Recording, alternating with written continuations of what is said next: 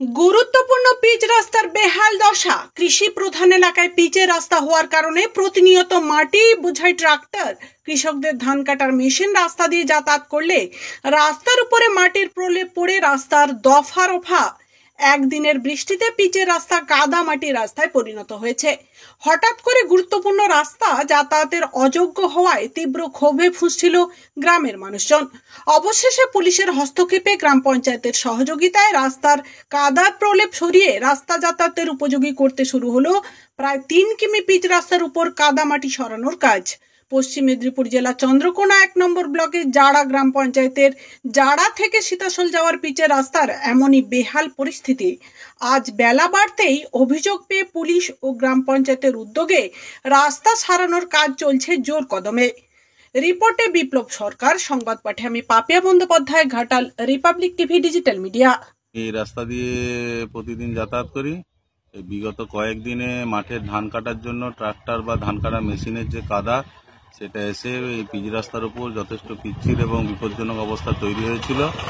আজকে আমাদের যারা 2 নম্বর গ্রাম পঞ্চায়েতের প্রধান এবং স্থানীয় পুলিশ প্রশাসনের উদ্যোগে এই রাস্তা পরিষ্কার হচ্ছে। এই পদক্ষেপকে, এই পদক্ষেপকে অন্তর থেকে ধন্যবাদ জানাই, সাধুবাদ জানাই। রাস্তাটা 1 সপ্তাহ ধরে এরকম হচ্ছে।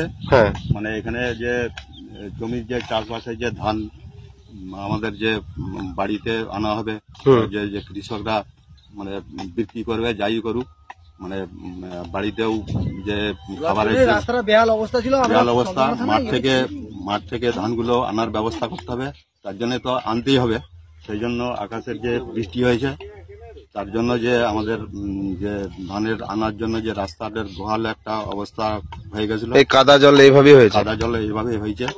তার জন্য যে প্রশাসনিক উদ্যোগ থেকে যে আমাদের রাস্তা মেরামত কাজ চলছে, তার জন্য আমাদের চন্দ্রকোনা থানা এবং রামজীবনপুরের ফাঁড়ির পুলিশকে, প্রশাসনিক ব্যবস্থাকে অসংখ্য ধন্যবাদ। পুলিশের উদ্যোগেই কি রাস্তা ঠিকঠাক করা হচ্ছে? আপনার নাম? রিন্টুলাল ঘোষ। বাড়ি খোলা।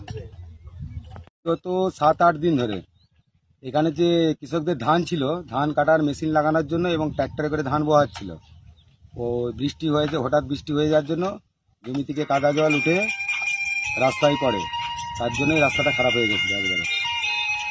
কত কিলোমিটার রাস্তা এটা? 2 কিলোমিটার, জাড়া থেকে ঘোলা, জাড়া ভিনচর থেকে ঘোলা পর্যন্ত।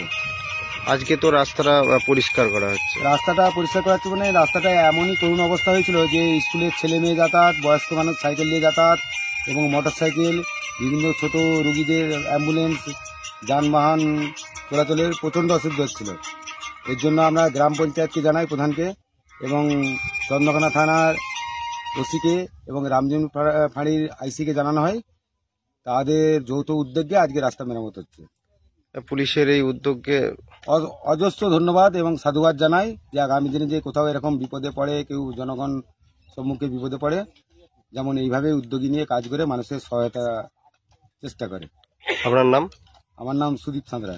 স্থানীয় বাসিন্দা? স্থানীয় বাসিন্দা, যারা ভীমচকের বাসিন্দা।